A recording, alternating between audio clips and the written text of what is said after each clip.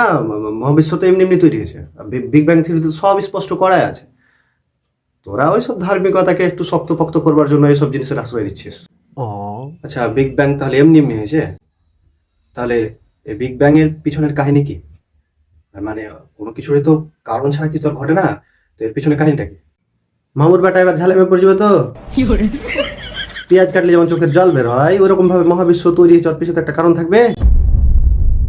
ওরও তো উত্তর দিতে হবে নাকি? কি কইছো তোমরা? ফিজিক্স বলে কজ ছাড়া ইফেক্ট হয় না। তাহলে এই মহাবিশ্বের কজ কে? এত নিখুঁত মহাবিশ্বের প্রত্যেকটা ইঞ্চি ইঞ্চি সাজালো কে?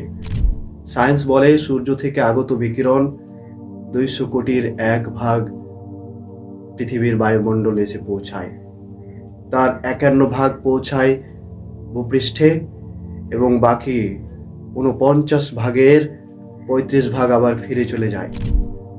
14 ভাগ থাকে বায়ুমণ্ডলে বিভিন্ন গ্যাসের সাথে মিশে যায়। আবার ওই 51% ভূ উত্তাপ করে আবার ফিরে যায় মহাবিশ্বে। এই এতগুলা নিয়ম কে বানালো? ربكما تكذبان